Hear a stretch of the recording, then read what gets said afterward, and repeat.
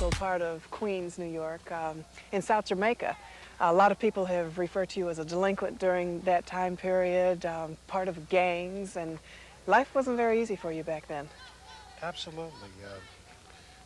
I can consider it today as South Jamaica area is probably one of the biggest places where crime is very heavy, and statistically, it's a heavy number for most kids to grow up in. It was phenomenal in terms of me trying to make it out of what you call the disadvantaged area of New York. What was it like? Well, gangs was very prevalent during that time, and I happened to be a part of one of the major gangs over there. And there was a lot of gang fighting with me for a couple of years there. And it didn't look like I was really going to make it out of it. Well, it probably wasn't your only option. You did get out of it. How did you turn it all around?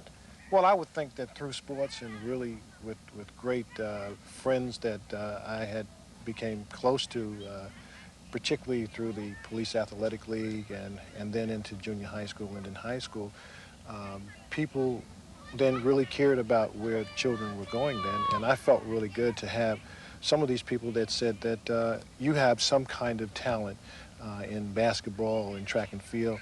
Let's explore it and make it maybe possibly get a scholarship to a university, and we did pursue that.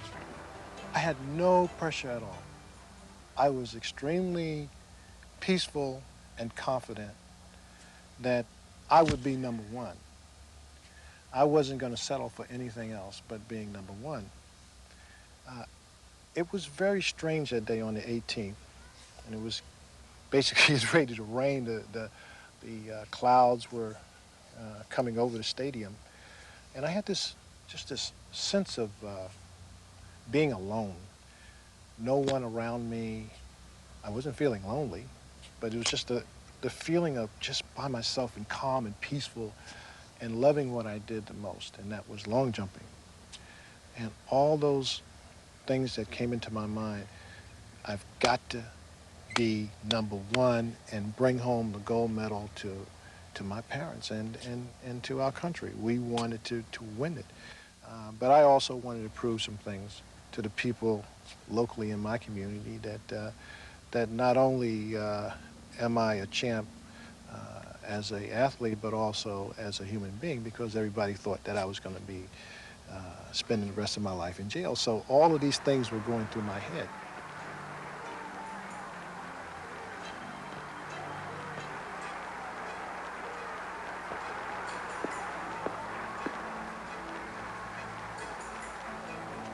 As Bob left the pit, he had no idea how far he had jumped.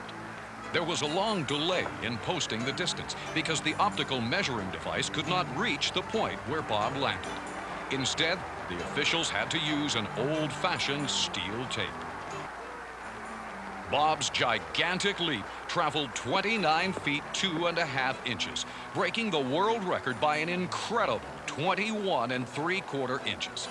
Certainly one of the greatest achievements in track and field history, Bob Beamon's first jump in the finals earned him the one thing he coveted most, an Olympic gold medal. People are always trying to analyze sports and say, well, what percentage of success is attributable to mental attitude? How much of the long jump would you say is mental? Well, the entire long jump itself, from the running part to the jumping part, is actually mental. If you're not mentally ready to do your job or your assignment, whatever it might be out there in competition, then you might as well forget it, because you have to have the mental stability to be strong and to have all those characteristics together. If you don't get out there and compete. When Bob Beamon made his historic jump, his frame of mind must have been perfect, just like the jump itself. Bob's leap was so extraordinary, Beamon himself realized it would never be surpassed, at least not by him.